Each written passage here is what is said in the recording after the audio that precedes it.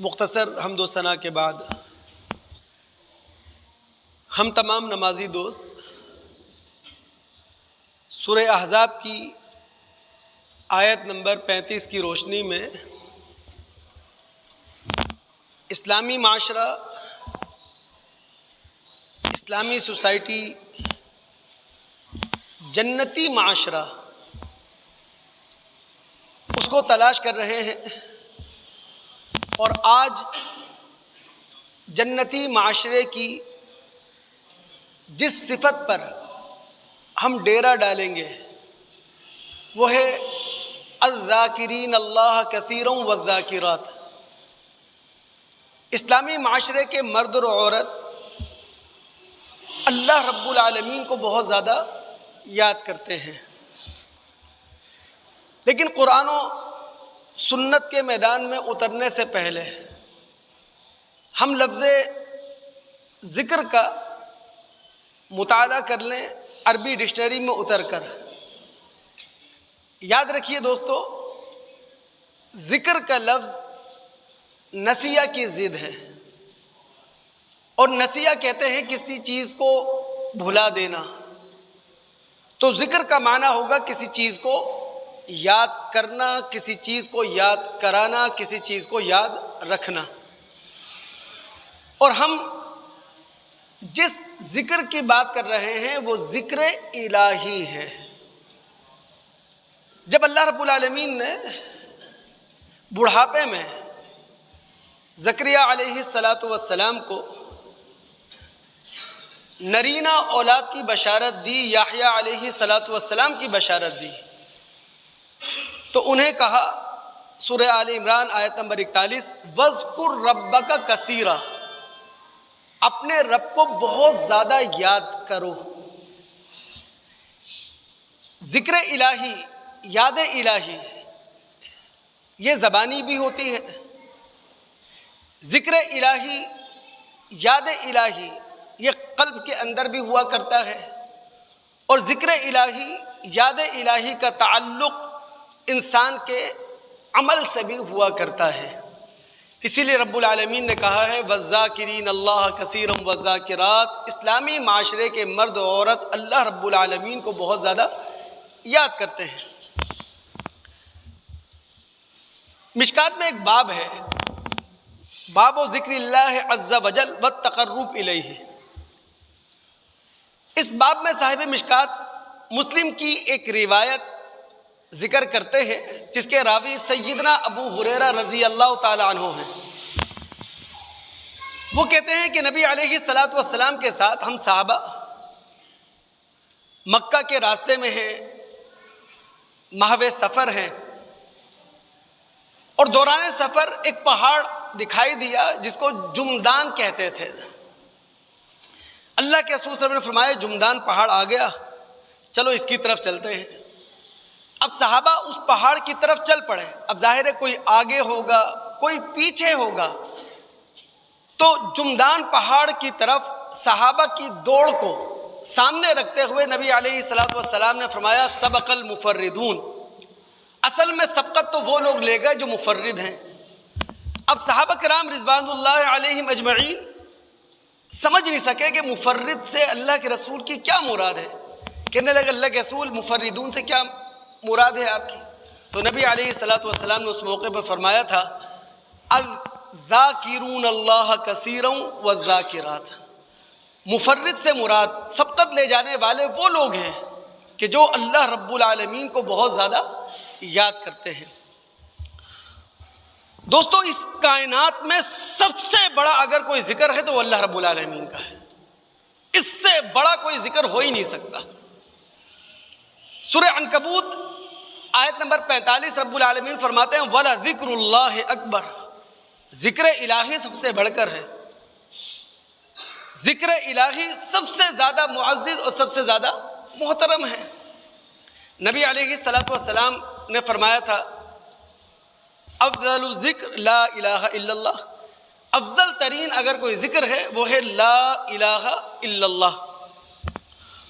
دوستو، ہم میں سے ہر انسان کے دل میں ایک خلا ہے، ہم سب انسانوں کے دل میں ایک بے قراری ہے، بے اطمینانی ہے، ایک بے چینی ہے، اور اس خلا، اس بے چینی، اس بے اطمینانی کا اگر کوئی علاج ہے وہ ہے ذکر الہی۔ ذکر الہی کے بغیر کسی بھی انسان کا یہ خلا بھر نہیں سکتا، یہ بے چینی، یہ بے قراری دور نہیں ہو سکتی، یہ ختم نہیں ہو سکتی۔ سورہ رعد مکی صورت ہے، مکہ کے دور آخر میں نازل ہونے والی صورتوں میں سے ہے۔ اس کی آیت نمبر 28 میں رب العالمین نے فرمایا ہے الا بذکر اللہ تطمئن القلوب، اللہ کے ذکر سے دلوں کو اطمینان ملتا ہے۔ لیکن اس جملے کی حقیقی قدر و قیمت اس وقت سمجھ میں آئے گی جب کانٹیکسٹ ہمارے سامنے ہو، جب سیاق و سباق ہمارے سامنے ہو۔ آیت نمبر 27 کے آخر میں رب العالمین نے ہدایت اور ضلالت کا اپنا قانون بیان کیا ہے اور کہا کہ ہم ہر ایک کو ہدایت نہیں دے دیا کرتے اور نہ ہر ایک کو ضلالت کی گمراہیوں میں چھوڑ دیا کرتے ہیں، بلکہ ہدایت ملتی ہے تو ہمارے اصول کے تحت، اور گمراہی میں ہم دھکا دیتے ہیں تو اپنے اصول کے تحت۔ رب العالمین نے یہ فرمایا وَيَهْدِي إِلَيْهِ مَنْ أَنَابَ، ہم ہدایت اسے دیا کرتے ہیں جو شرع صدر کے ساتھ، اطمینان قلب کے ساتھ ہماری طرف متوجہ ہوتا ہے۔ اللہ رب العالمین کی اندھی بندر بانٹ نہیں ہے جسے چاہا ہدایت دے دی، نہ لوگوں کے فرمائشی پروگرام پر، ان کے مطالبے پر رب العالمین حسی معجزات دکھا کر کسی کو ہدایت دیا کرتا ہے، اور نہ طاقت کا استعمال کرتے ہوئے رب العالمین کسی کو ہدایت دیتا ہے۔ وَيَهْدِي إِلَيْهِ مَنْ أَنَابَ، ہدایت اسے ملے گی جو شرع صدر کے ساتھ، اطمینان قلب کے ساتھ ہماری طرف آئے گا۔ پھر اللہ نے کہا الَّذِينَ آمَنُوا وَتَطْمَئِنُّ قُلُوبُهُمْ بِذِكْرِ اللَّهِ، شرع صدر ان کے پاس ہے، اطمینان قلب ان کے پاس ہے جو رسول کی دعوت کو سن کر، سمجھ کر قبول کر لیں، اور پھر اللہ کے ذکر سے ان کے دلوں کو اطمینان مل جائے۔ الا بذکر اللہ تطمئن القلوب، یاد رکھو دلوں کا جو اطمینان ہے اس کا تعلق اللہ کے ذکر سے ہے۔ ثوبان رضی اللہ تعالیٰ عنہ کی ایک روایت ہے، اسی مشکات میں، مسند احمد، ترمذی، ابن ماجہ کے حوالے سے۔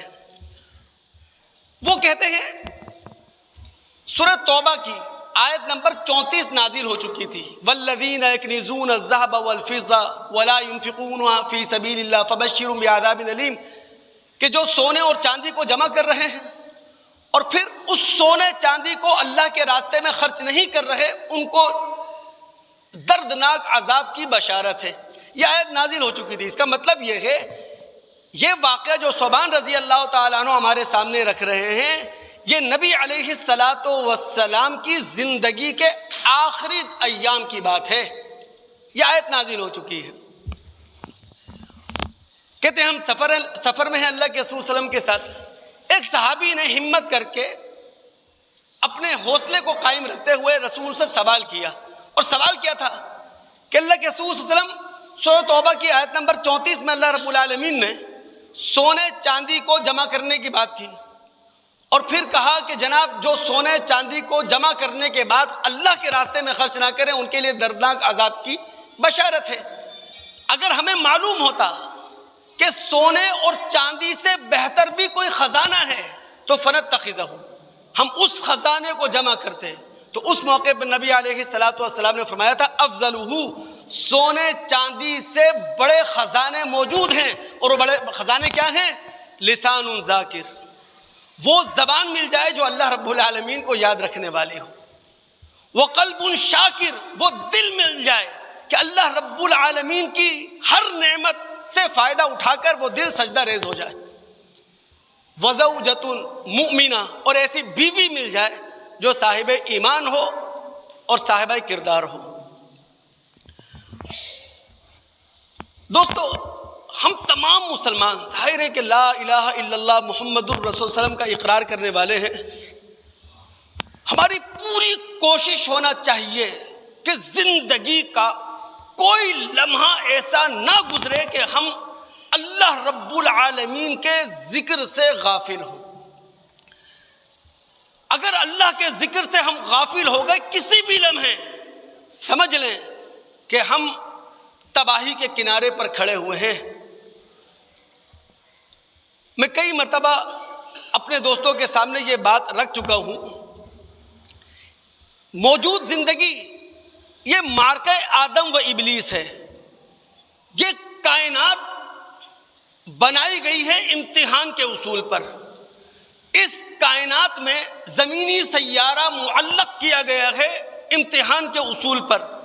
پھر اس زمینی سیارے میں ہمیں زندگی دی گئی ہے امتحان کے اصول پر، اور پھر ہماری آزمائشوں میں سے دو بڑے امتحان ہر وقت ہمارے ساتھ ہیں، وہ ہے اولاد اور مال۔ سورہ منافقون مدنی سورت ہے، اس کی آیت نمبر 9 میں رب العالمین فرماتے ہیں یا ایھا الذین آمنوا لا تلہکم اموالکم ولا اولادکم عن ذکر اللہ، اے وہ لوگوں جو ایمان لے کر آئے ہو، تمہارا مال اور تمہاری اولاد تمہیں اللہ رب العالمین سے غافل نہ کر دے۔ یہ بہت بڑے امتحان ہیں۔ یاد رکھیے مال اور اولاد کے معاملے میں صرف ذکر لسانی نہیں چلے گا، صرف ذکر قلبی سے کام نہیں چلے گا، بلکہ ذکر عملی۔ مال کمایا ہے تو رب العالمین پوچھے گا کہاں سے کمایا، مال خرچ کیا ہے تو رب العالمین پوچھے گا کہاں مال خرچ کیا۔ اولاد جیسی نعمت جس سے اللہ رب العالمین نے ہمیں نواز دیا، رب العالمین ہم سے پوچھے گا انہیں تم نے معاشرے کے لیے پرامن شہری بنایا تھا نہیں بنایا تھا، قانون پسند شہری بنایا تھا نہیں بنایا تھا، انہیں معاشرے کے لیے مفید مطلب بنایا تھا کہ نہیں بنایا تھا۔ اب ہم تمام دوست اللہ رب العالمین کے گھر میں ماشاءاللہ بیٹھے ہیں، 5 نمازیں پڑھنے کے لیے بھی اللہ رب العالمین کے گھر کے اندر ہم آتے ہیں، جمعے کی نماز پڑھنے کے لیے بھی اللہ کے گھر میں ہم آئے ہیں، اور صرف نماز پڑھنے نہیں آئے بلکہ وقت نکال کر اللہ رب العالمین کے دین سے آگاہی حاصل کرنے بھی آئے ہیں۔ اب کوئی دوست اپنا کام چھوڑ کر آیا ہے، کوئی دوست اپنا آرام چھوڑ کر آیا ہے، اور کوئی دوست اپنا لنچ چھوڑ کر آیا ہے۔ اللہ رب العالمین ایسے مسلمانوں کی، ایسے مومن بندوں کی کہ جو اپنا کام، اپنا آرام، اپنا کھانا چھوڑ کر دین سے آگاہ ہونے کے لیے یہاں بیٹھے ہیں، اللہ ان کی تعریف کر رہا ہے اپنے قرآن کے اندر۔ اللہ رب العالمین اس پر ہمیں ثابت قدمی عطا فرمائے۔ سورہ نور مدنی سورت ہے، اس کی آیات 34، 36 اور 37 کا ہم مطالعہ کرتے ہیں۔ رب العالمین فرماتے ہیں فی بیوتن، اللہ تعالیٰ کے گھروں میں وہ سلیم قلب، وہ مومن قلب رکھے ہوئے لوگ موجود ہوتے ہیں، یعنی ایسے لوگ اللہ کے گھروں کے اندر ہوتے ہیں، ایسے لوگ اللہ کی مسجدوں میں ہوتے ہیں، ایسے لوگ اللہ کے معبد خانوں میں ہوتے ہیں جن کے قلب سلیم ہوتے ہیں، جن کے قلب ایمان سے بھرے ہوئے ہوتے ہیں، اور جن کے سینے کی دنیا اللہ کے نور سے روشن ہوتی ہے۔ اور ایسے لوگ اللہ کے گھروں میں آ کر صبح اور شام کو اللہ کی تسبیح کرتے ہیں، اور آگے کے الفاظ ہیں رجالن، یہ ایسے لوگ ہیں جن کے دلوں کی دنیا اللہ کے نور سے روشن ہے۔ لا تلہیہم تجارۃ ولا بیع عن ذکر اللہ واقام الصلاۃ وایتاء الزکوٰۃ، کہ ان کو ان کا کاروبار، ان کو ان کا بزنس، ان کو ان کی تجارت، ان کو ان کا لین دین، ان کو ان کی خرید و فروخت نہ اللہ کے ذکر سے غافل کرتی ہے، نہ نماز قائم کرنے سے غافل کرتی ہے، نہ زکوٰۃ دینے سے غافل کرتی ہے۔ تو اللہ رب العالمین ہم سب کے دلوں کو قلب سلیم بنا دے، ہم سب کے دلوں کو ایمان سے اللہ رب العالمین بھر دے۔ اور اللہ تعالیٰ سے ہماری دعا یہ ہونا چاہیے کہ اللہ رب العالمین ہمارے دلوں کو سخت نہ ہونے دے۔ یاد رکھیے ہمارے دل موم رہیں گے اس وقت جب یاد الہی ہے، یاد الہی لسانی بھی، یاد الہی قلبی بھی، اور یاد الہی عملی بھی۔ جب یاد الہی ہے ہمارا دل موم ہے، اور جہاں یاد الہی، جہاں ذکر اللہ اپنے پیٹھ کے پیچھے ہم نے پھینک دیا، پسے پش ڈال دیا، وہاں ہمارے دل سخت ہو جائیں گے۔ وہ جو ابن عمر رضی اللہ تعالیٰ عنہ کی روایت ہے کہ نبی علیہ الصلوۃ والسلام نے فرمایا لا تکثر الکلام، یہ ترمذی کی روایت ہے، لا تکثر الکلام بغیر ذکر اللہ، اللہ کے ذکر کے بغیر زیادہ کلام نہ کیا کرو۔ جب اللہ کے ذکر سے ہٹ کر، اب 3 گھنٹے کی مووی ہے، گھنٹوں کے ڈرامے ہیں، گھنٹوں کے میچ ہیں، جہاں نہ خدا ہے نہ خدا کی یاد دہانی ہے، وقت کا ضیاع ہے، دل سخت ہو رہے ہیں، پورا معاشرہ ٹوٹ رہا ہے، معاشرہ بکھر گیا، میں تاجر ہوں، مجھے دوسروں کا احساس نہیں ہے، میں کاروباری ہوں، میں دوسروں کی جیبوں پر غلط نظر رکھا ہوا ہوں، میں تجارت پیشہ ہوں، میں نے اپنی چھری تیز کی ہوئی ہے۔ وجہ کیا ہے؟ اللہ رب العالمین کے ذکر کے بغیر زیادہ وقت ہمارا گزر جاتا ہے۔ تو نبی علیہ الصلوۃ والسلام نے فرمایا اللہ رب العالمین کے ذکر کے بغیر زیادہ کلام نہ کرو۔ جب زیادہ کلام، زیادہ وقت اللہ رب العالمین کے ذکر کے بغیر ہوگا، قسوۃ للقلب، دل سخت ہو جائیں گے۔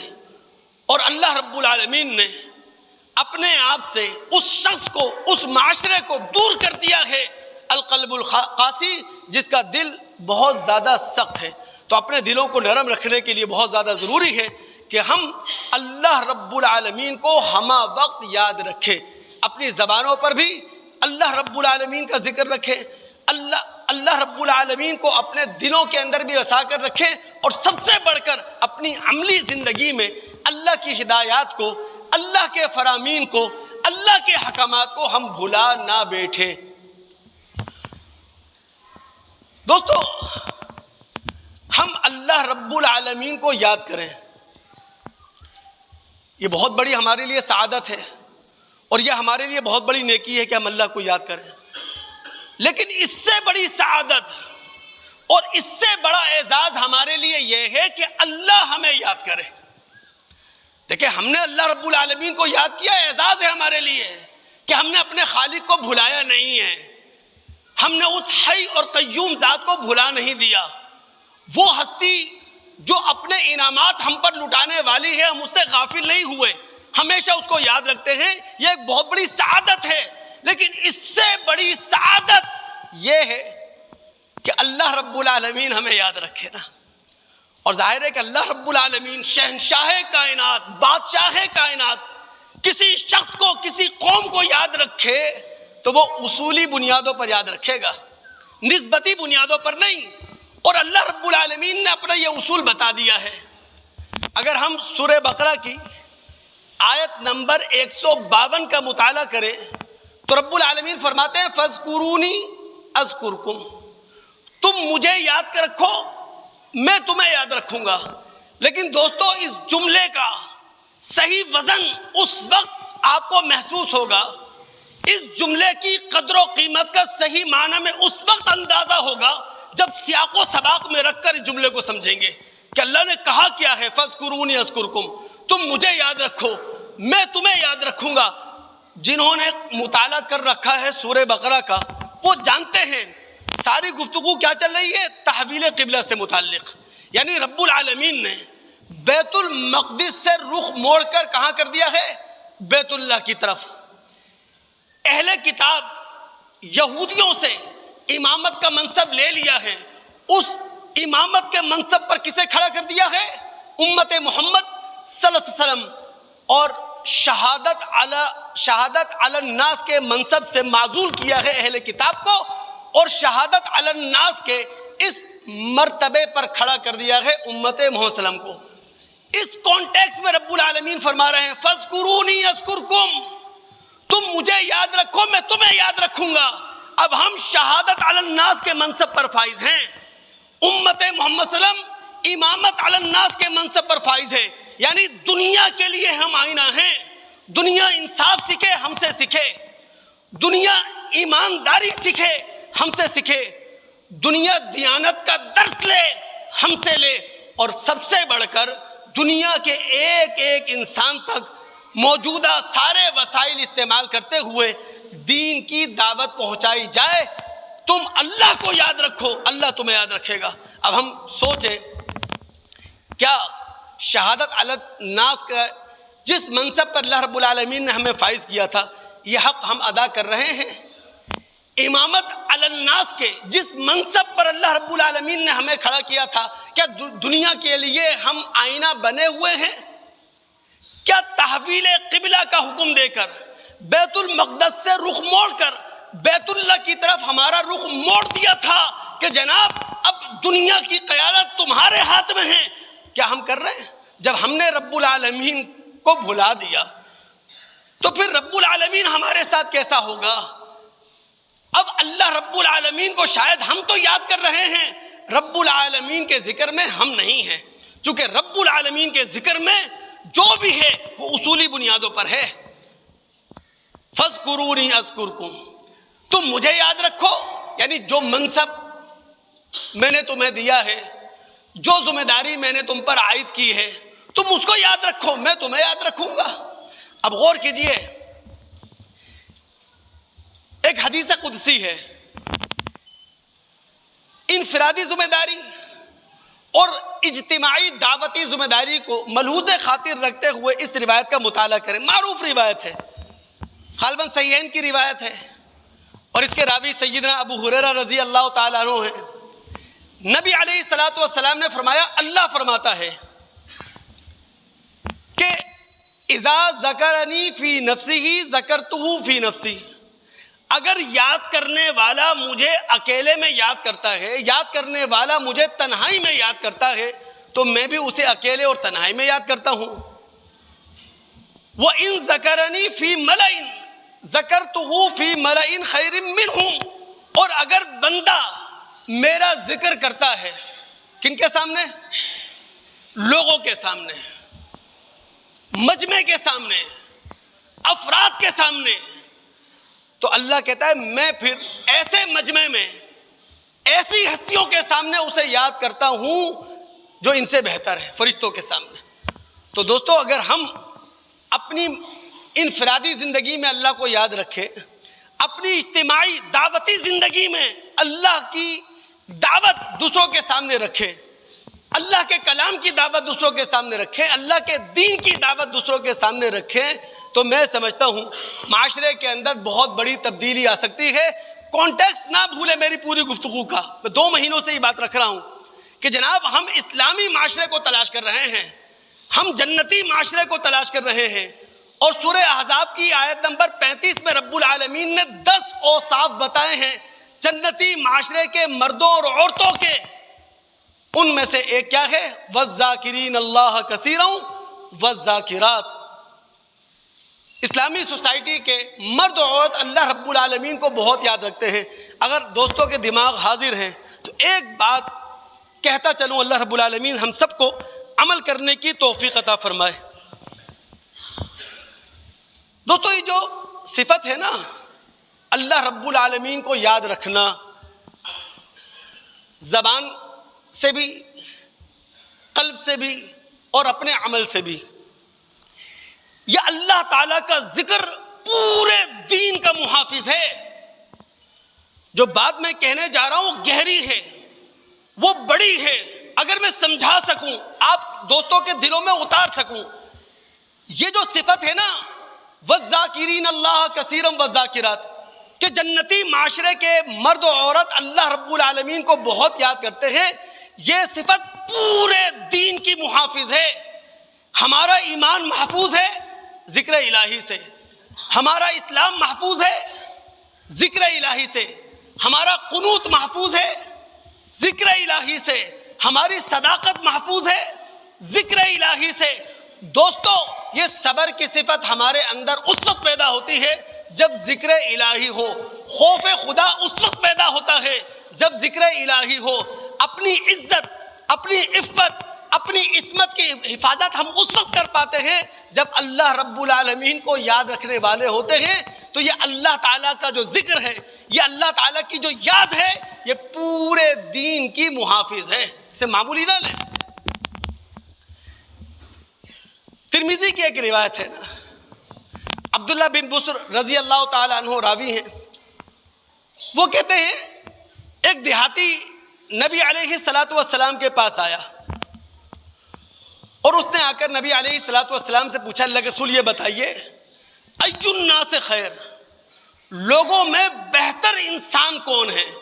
تو نبی علیہ السلام نے فرمایا طوبی لمن طال عمرہ وحسن عملہ، بہترین انسان وہ ہیں جن کو اللہ لمبی عمر دے دے اور ان کے اعمال اچھے ہوں.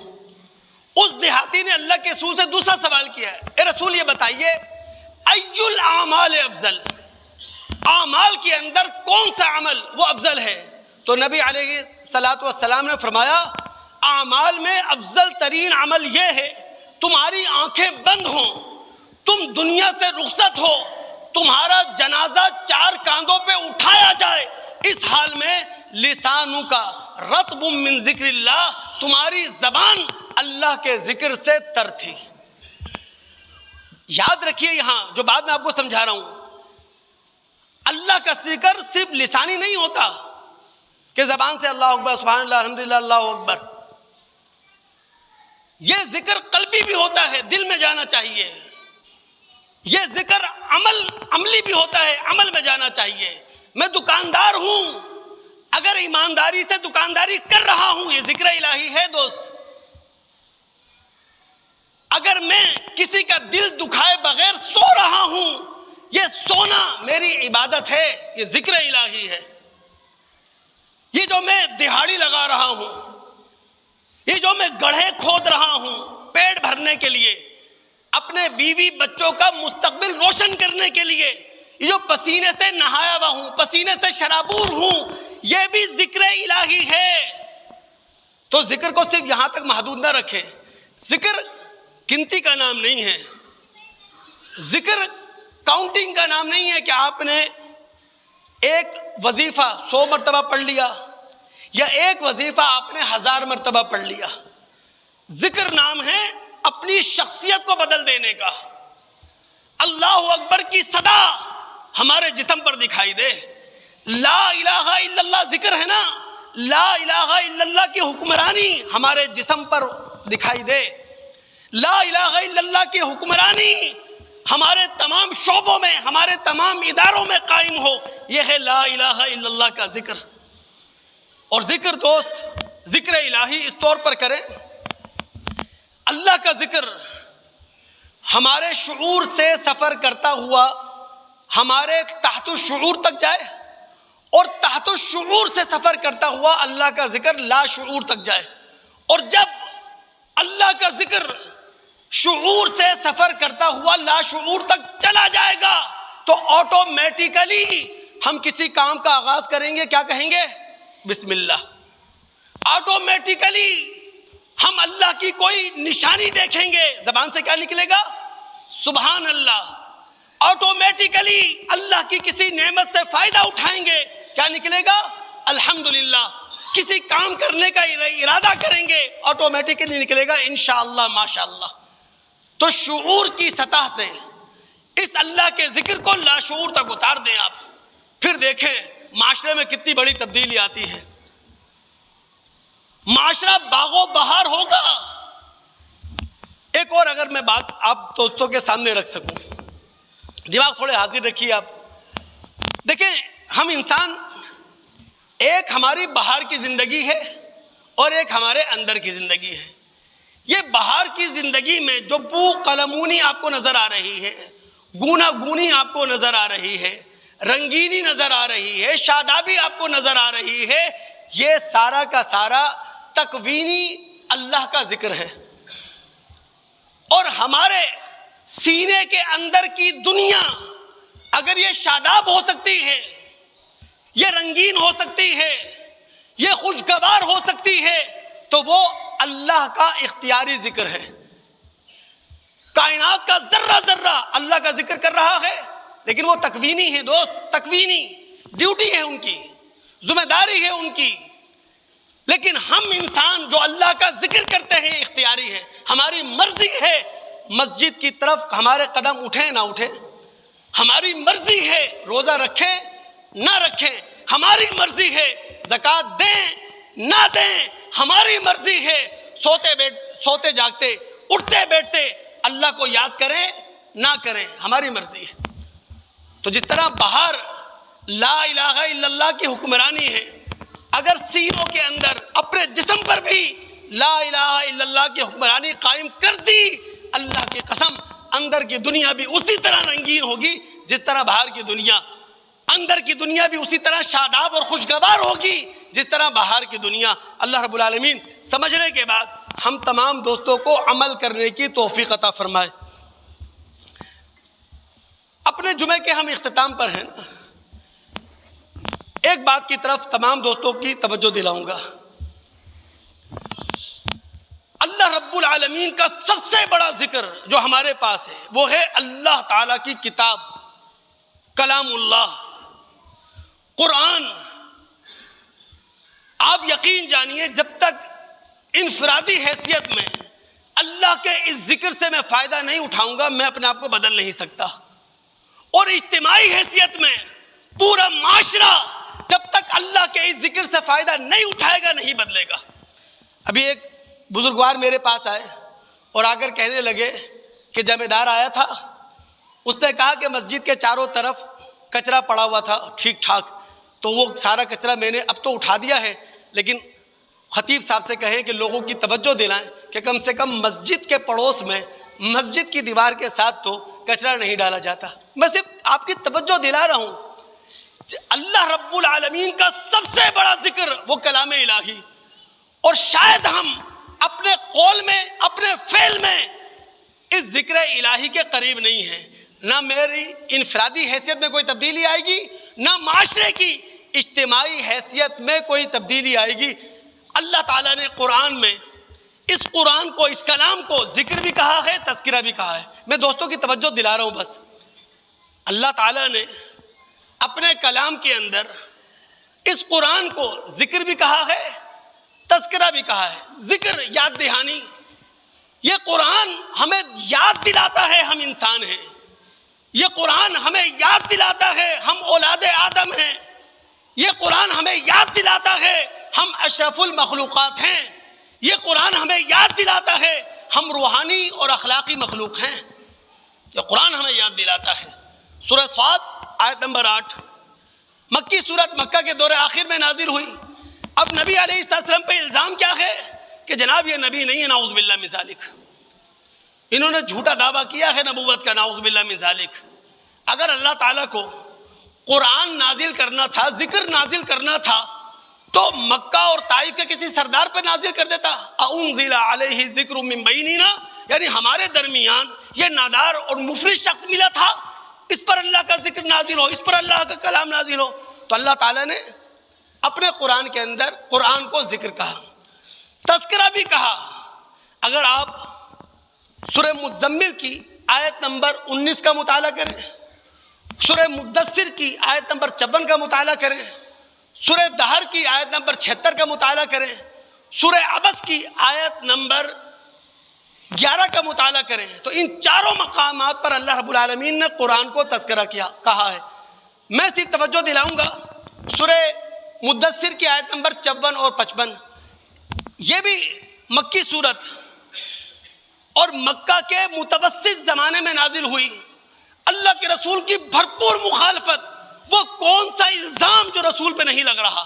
ساحر آپ کو کہا جا رہا، کاہن آپ کو کہا جا رہا، جادوگر آپ کو کہا جا رہا، جھوٹا آپ کو کہا جا رہا، مجنون آپ کو کہا جا رہا. اس پورے پس منظر میں اللہ رب العالمین نے رسول کی تسلی کا سامان کرتے ہوئے کہا کلا انہ تذکرہ. رسول، یہ قرآن تو ایک نصیحت ہے، یہ قرآن تو ایک یادداشت ہے، یہ قرآن تو ایک خیر خواہی ہے، یہ قرآن تو جنت کا ٹکٹ ہے. فمن شاء ذکرہ، جس کا دل چاہے وہ قرآن سے سبق حاصل کر لے۔ اے رسول، آپ کی ذمہ داری صرف قرآن پہنچانا ہے، نہ کہ قرآن کو منوانا۔ کلا انہا تذکرہ۔ دوستو اب سوچیں آپ، قرآن کو اللہ نے ذکر بھی کہا، قرآن کو تذکرہ بھی کہا، اور شاید یہی ذکر ہمارے اندر بہت کم ہے۔ اسی لیے ایسے حلقوں کے اندر اپنا نام لکھوائیں جہاں قرآن سمجھا جاتا ہو، ایسی مجلسوں کا حصہ بنیں جہاں قرآن سکھایا جاتا ہو، ایسے درس دروس کے اندر شریک ہوں جہاں قرآن آپ کو بتایا جائے، اللہ کا کلام پڑھ کے سنایا جائے، اللہ کی حکمت آپ کے سامنے رکھی جائے، اللہ کی دانائی بتائی جائے۔ میں بار بار توجہ دلاتا ہوں دوست، شیکسپیئر کے حوالے ہم دیا کرتے ہیں، حکیم سعید کے اقوال دیا کرتے ہیں۔ اب تو ماشاءاللہ جب سوشل میڈیا پر شیعت چھائی بھی ہے، علی رضی اللہ تعالیٰ عنہ کے اقوال کی بھرمار ہے، الحم سے لے کے والناس تک پورا قرآن یہ اللہ رب العالمین کی حکمت سے بھرا ہوا ہے نا، ہم اس کے قریب نہیں ہیں۔ ترمذی میں ایک روایت آتی ہے، نبی علیہ السلام نے فرمایا اذا مررتم بریاض الجنہ فرتعوا، جب تم جنت کے باغوں میں سے کسی باغ کے پاس سے گزرو کچھ کھا پی لیا کرو۔ صحابہ نے کہا اللہ کے رسول وما ریاض الجنہ، جنت کے باغ کسے کہہ رہے ہیں آپ؟ تو نبی علیہ السلام نے فرمایا حلق الذکر، یہ جو ذکر کا حلقہ ہوتا ہے جہاں قرآن سمجھا جاتا ہے، جہاں دین سمجھا جاتا ہے، جہاں اسلام سے آگاہی حاصل کی جاتی ہے، حلق الذکر یہ جنت کا باغ ہے۔ دوستو قرآن سے اپنے آپ کو جوڑیں، ایسے لوگوں سے اپنے آپ کو وابستہ کریں، ایسے لوگوں سے دوستیاں رکھیں جو قرآن جانتے ہو، جو قرآن سمجھا سکتے ہوں۔ اور جب قرآن کا فہم نہیں ہوگا، معذرت کے ساتھ وہی ہوگا جو کچھ ہم اپنے معاشرے میں دیکھ رہے ہیں۔ ہمارے بہت سارے دوستوں نے کل رات جگہ کیا ہے، مجھ سے سوال کرنے والے نے سوال کیا کہ جناب 15ویں شعبان کو یا 15 شعبان کی رات کو جاگنا کیسا ہے، دن کا روزہ رکھنا کیسا ہے؟ میرا سمپل سا جواب تھا، سمپل سا۔ میں نے کہا دیکھیں قرآن میں تو اس رات کا ذکر نہیں ہے، ہاں حدیثوں کے اندر اس رات کا ذکر آیا ہے، لیکن کوئی روایت ایسی نہیں ہے، کوئی سند ایسی نہیں ہے جو درست ہو، صحیح ہو۔ ہر سند پر، ہر روایت پر کلام موجود ہے، لیکن اگر کوئی شخص، کوئی میرا بھائی، کوئی مسلمان دوست ان ضعیف روایتوں کی بنیاد پر 15ویں شب کو جاگنا چاہتا ہے اور اگلے دن روزہ رکھنا چاہتا ہے تو انفرادی حیثیت میں وہ رات کو جاگے بھی، انفرادی حیثیت میں وہ روزہ بھی رکھے۔ مجھے جو اختلاف ہے وہ صرف اس بات سے ہے کہ آپ نے اس کو ایونٹ کی شکل دے دی، آپ نے اس کو مذہبی ایونٹ بنا دیا۔ اچھا مذہبی ایونٹ بنانے سے میں مذہب کا طالب علم ہوں، اختلاف کیوں رکھ رہا ہوں؟ جس رات کا ذکر قرآن کے اندر ہے، جسے لیلۃ القدر کہا گیا ہے، جسے لیلۃ مبارکہ کہا گیا ہے، محمد صلی اللہ علیہ وسلم کی حدیثیں بھری پڑی ہیں، نبی علیہ السلام نے ہم مسلمانوں کو تعلیم کی، تلقین کی، کہا جناب اس لیلۃ القدر کو، اس لیلۃ مبارکہ کو رمضان کے آخری عشرے کی طاق راتوں میں تلاش کرو۔ یہاں تک روایات کے اندر موجود ہے، نبی علیہ السلام نے فرمایا مجھے وہ رات بتا دی گئی تھی اور وہ رات میں تمہیں بتانے کے لیے گھر سے نکلا تھا، لیکن راستے میں وہ رات بھلا دی گئی ہے، جس کا مطلب یہ ہے خدا بھی یہی چاہتا ہے آخری عشرے کو ہم عبادت کا عشرہ سمجھیں۔ اب کیا ہو رہا ہے، جب آپ نے ضعیف روایتوں کی بنیاد پر 15 شعبان کو ایک مذہبی ایونٹ بنا دیا تو پوری دنیا اس کی طرف لپکی، پوری دنیا اس کی طرف متوجہ ہوئی، اور جس رات کا ذکر اللہ اور رسول نے کر رکھا تھا وہ راتیں کیا ہوتی ہیں؟ بازاروں کے اندر مسجدیں ویران ہوتی ہیں، بازار آباد ہوتے ہیں، عید کی ساری خریداری اسی آخری عشرے میں ہوتی ہے۔ تو اگر کوئی شخص ان ضعیف روایتوں کی بنیاد پر جاگنا چاہے بالکل جاگے، روزہ رکھنا چاہے بالکل رکھے، لیکن انفرادی حیثیت میں کرے۔ میں سمجھتا ہوں جب آپ اس کو مذہبی ایونٹ بنا دیں گے، اور مذہبی ایونٹ بھی ضعیف روایتوں کی بنیاد پر، تو اس سے معاشرے کو نقصان نہیں ہوگا، اس سے دین کو نقصان ہوگا، اور دین اسی طرح متزلزل ہو جاتا ہے، دین اس طرح نازک ہو جاتا ہے۔ اللہ تعالی ہم سب پر رحم فرمائے۔ میں بات کر رہا تھا کہ اللہ رب العالمین کا سب سے بڑا ذکر کیا ہے دوست؟ قرآن۔ سب سے اس کی طرف متوجہ ہوں، قرآن کی طرف آئیں، قرآن سے رہنمائی لیں۔ واللہ رمضان آ رہا ہے، آج سے تہیہ کر لیں، پڑھیں گے انشاءاللہ، سمجھیں گے۔ دوستو ہم مسلمانوں کی ذمہ داری ہے اسلامی معاشرے میں قرآن نہیں ہے، قرآن کی روشنی نہیں ہے، قرآن کی رونق نہیں ہے، ہر طرف کہانیاں ہیں، ہر طرف قصے ہیں۔ اگر آپ نے قصے پڑھنا ہے تو قرآن سے پڑھ لینا۔ قرآن کے اندر 5 مضامین ہیں، ان 5 مضامین میں سے ایک مضمون کیا ہے؟ تذکیر بایام اللہ۔ اللہ نے تاریخ بیان کی ہے، اور اللہ نے جو تاریخ بیان کی ہے سائنٹیفک بنیادوں پر بیان کی ہے، اللہ نے منطقی بنیادوں پر بیان کی ہے، اللہ نے فلسفیانہ انداز میں تاریخ کو بیان کیا ہے۔ منطقی انداز کا مطلب کیا؟ اللہ نے تاریخ کو بیان کیا ہے نتائج کے ساتھ۔ اگر آپ نے تاریخ کا مطالعہ کرنا ہے، قصے کہانی پڑھنی ہے، تو انبیاء کے واقعات پڑھیں نا آپ۔ انبیاء کے واقعات کے بارے میں قرآن کہتا ہے ذکریٰ للعابدین، عبادت گزاروں کے لیے انبیاء کے واقعات میں نصیحت ہے۔ قرآن کہتا ہے وَمَوْعِظَةٌ وَذِكْرَىٰ لِلْمُؤْمِنِينَ، انبیاء کے واقعات میں اہل ایمان کے لیے یاد دہانی بھی ہے، سبق بھی ہے، اور بیداری بھی ہے۔ ایک حدیث سنا کر اپنی بات ختم کروں، بے توجہ کیا دلا رہا ہوں دوست؟ وَالذَّاكِرِينَ اللَّهَ كَثِيرًا وَالذَّاكِرَاتِ، اسلامی معاشرے کے لوگ، جنتی معاشرے کے لوگ، وہ اللہ رب العالمین کو بہت زیادہ یاد کرتے ہیں، اور یاد زبانی بھی کرتے ہیں، یاد قلبی بھی کرتے ہیں، اور یاد اپنے عمل میں بھی کرتے ہیں۔ اب عمل کیا ہے؟ آنکھ کا عمل، عمل کیا ہے؟ کان کا عمل، عمل کیا ہے؟ زبان کا عمل، عمل کیا ہے؟ سوچ اور خیال کا عمل، عمل کیا ہے؟ ہاتھ اور پیر کا عمل۔ تو جب آپ اپنے اس جسم کے کسی عضو سے کام لیں تو اللہ رب العالمین کے ذکر کو یاد رکھیں، اللہ رب العالمین کے فیصلے کو یاد رکھیں، اللہ رب العالمین کے حکم کو یاد رکھیں، تو قرآن سے وابستہ ہو جائیں، معاشرہ خود بخود بدل جائے گا۔ مسلم کی وہ روایت کس نے نہیں سن رکھی؟ نبی علیہ السلام نے فرمایا جب لوگ ذکر کا حلقہ لگاتے ہیں، میں ذکر کے حلقے سے مراد وہ اللہ نہیں لے رہا، میں ذکر کے حلقے سے مراد لے رہا ہوں قرآن کا درس، حدیث کا درس، دین کا فہم، دین کی سمجھ۔ رسول نے فرمایا کہ جب لوگ حلقہ ذکر کے اندر بیٹھتے ہیں، فرشتے پر پھیلا دیتے ہیں، رحمت ان پر چھا جاتی ہے، اور پھر اللہ رب العالمین ایسے لوگوں کا ان ہستیوں کے درمیان ذکر کرتا ہے جو ہستیاں اللہ تعالیٰ کے پاس ہے۔ اللہ تعالیٰ سے دعا ہے کہ سننے کے بعد سمجھنے کے بعد عمل کرنے کی توفیق عطا فرمائے۔ السلام علیکم ورحمۃ اللہ۔